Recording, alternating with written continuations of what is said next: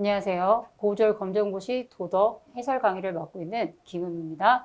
2024년도 제1회 고졸 검정고시 도덕 출제 경향을 분석을 해보도록 하겠습니다.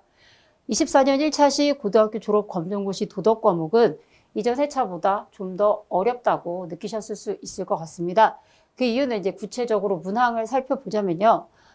22년 1차 시에 출제되고 나오지 않았던 도덕 원리 검사에 대한 개념이 이번에 출제가 되었습니다. 그래서 도덕 원리 검사는 원래 중학교 도덕 시험에 이제 주로 출제가 되는 주제인데 고등학교에서는 그 부분이 물론 내용이 아주 안 나오는 건 아니지만 출제가 자주 이루어지는 게 아니라 기출문제를 위주로 공부를 하셨던 분들께서는 그 부분이 조금 약간 어려우셨을 수 있습니다. 그래서 그 부분, 이 도덕 원리 검사에 대한 부분이 출제가 된 부분이 조금 어렵다라고 말씀드릴 수 있겠고요.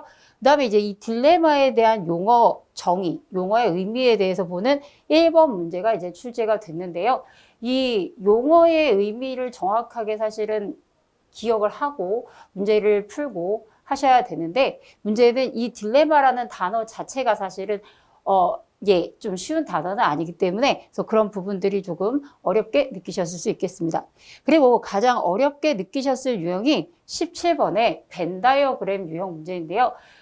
이 부분은 사실 출제가 된 적이 없었던 유형인데요.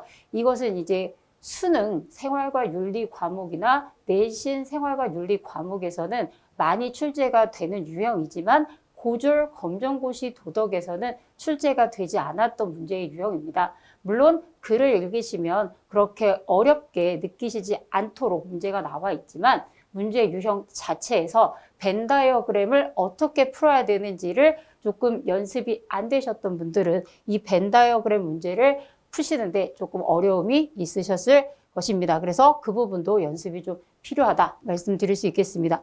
다음 롤스의 원초적 입장에 대한 부분은 22번 문제에 출제가 됐는데요.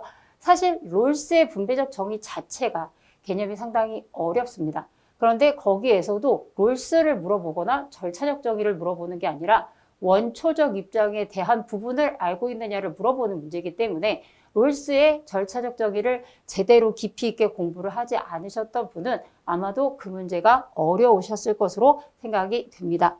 다음 15번에 나왔던 니부어에 대한 문제는 니부어라는 사상가 자체가 문제에 많이 출제가 되는 사상가가 아닙니다. 이전에는 뭐 싱어라든지 아리스토텔레스라든지 칸트라든지 이렇게 좀 우리가 알만한 이름을 많이 들어본 사람들이 사상가로 그림으로 출제가 됐었는데요. 이번에는 니부어가 출제가 되었습니다. 그래서 니부어에 대한 사회 정의 부분에 있는 내용을 잘 기억을 하고 계시는 분들은 니부어를 맞추셨을 수 있겠지만 그런 아주 중요한 기출, 그다음 많이 나오는 기출 위주로 공부를 하셨던 분들은 아마도 15번의 니부어 문제가 조금 어려우셨을 수 있을 것이라고 생각이 됩니다.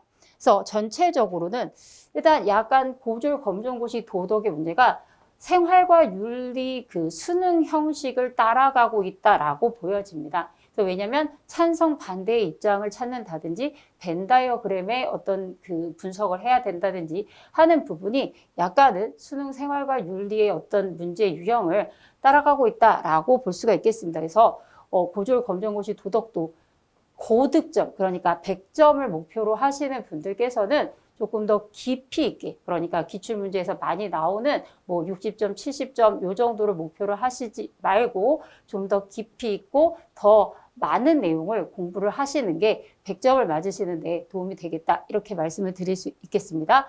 구체적인 문제 풀이에 대한 부분은 이제 문제 풀이 강의에서 뵙도록 하겠습니다.